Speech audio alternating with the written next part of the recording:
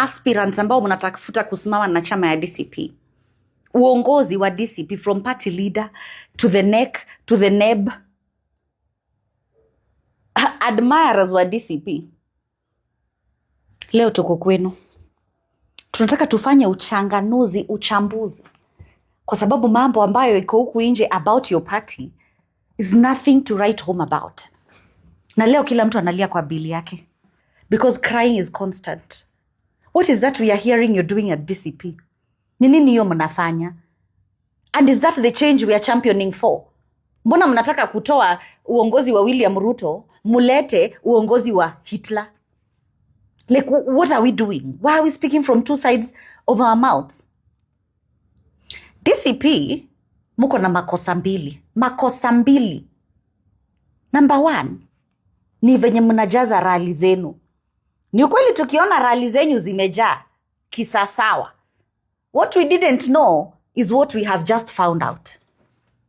That mnaambia aspirants wa mobilize watu based on ni kiti gani mtu anatafuta.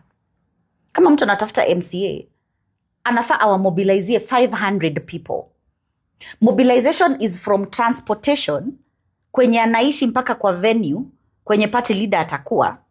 Na kama kutakuwa na any other movements, like for example, Lia mwisho yenye alikuwa kwetu Njoro, ataenda Njoro Posta, aende Njoro Egerton, aende maybe Nakuru Town.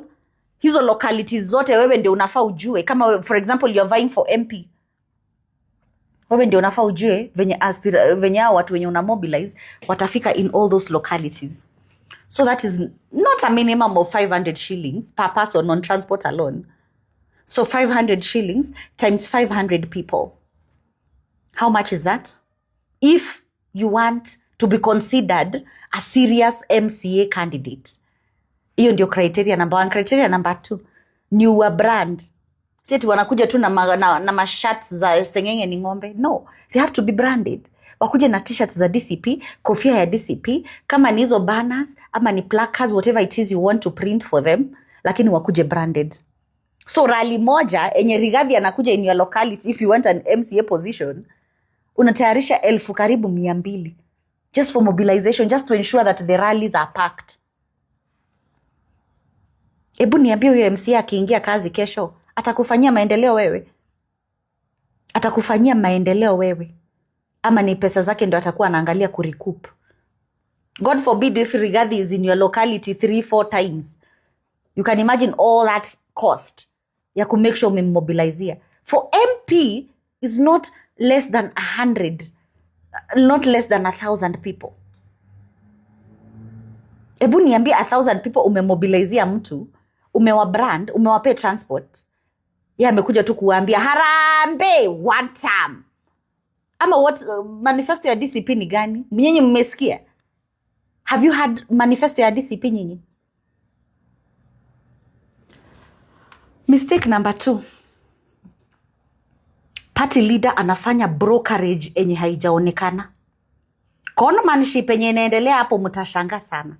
And anybody who elects their governor, their MP, their MCA na party ya DCP, hamtapata maendeleo for 5 years. For the next 5 years, don't expect any maendeleo.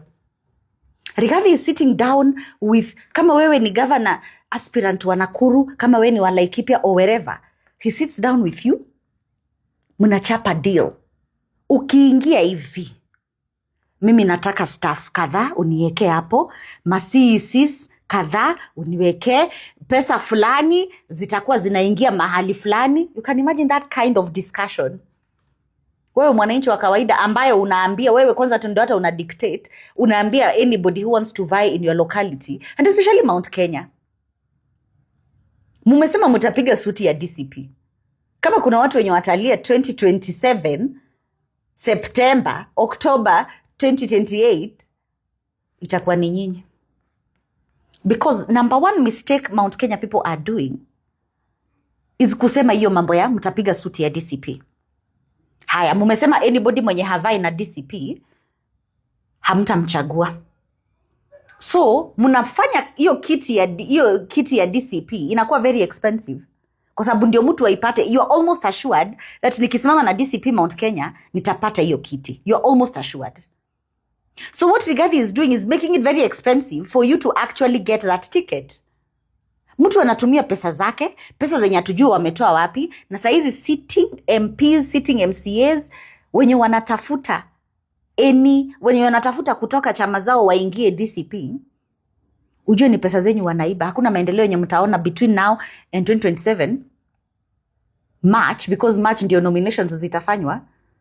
Hakuna maendeleo yenye una expect, cause mimi sitakufanyia maendeleo na wewe ndio umeniambia unataka nisimame na kiti ya DCP. My priority will be kutafuta hiyo kiti ya DCP, which requires me to spend millions of money. So nikishatumia, number 1, umekosa maendeleo between now and 2027, na nikishaingia I will still strive to make sure that nimerecoup pesa zenye nilipoteza. So hiyo mambo ya kusema ati lazima mtu akuje na chama fulani ndio tumchague, let's rethink, kwa sababu sisi ndio tutaumia. Sisi ndio tutaumia. NDCP, nyinyi mnataka mabadiliko ama ni brokerage ndio mnafanya? Cause haieleweki. We need to be very clear. And I can tell you for a fact that mkiendelea hivi DCP, by the time we are approaching the elections, hiyo chama haitakuwa anywhere. Kwa sababu saa hizi vevota ni mtu mwenye amerevuka. Watu wanaelewa hizi mambo. So DCP, kindly change your strategy. Hiyo mambo ya kufanya hii kitu inakuwa very, very transactional is neither here nor there. All we want is a better Kenya. That's all we want. Hizo mambo zingine and all other side shows, it's either you continue with them and lose it. Kwa sababu saa hizi chama ni nyingi. We have so many options. Hamtakuja kutuambia ati ni nyinyi peke yake ndio option. So we have so many options.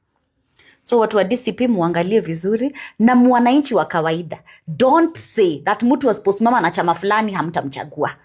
Kwa sababu hiyo sasa ndio kiburi yenye napea party leaders opportunity ya kugandamiza aspirants. Aspirant anatumia pesa mingi, alafu wewe ndio utakuja kulipa hiyo pesa, kwa sababu lazima aibe ndio arudishe pesa zake.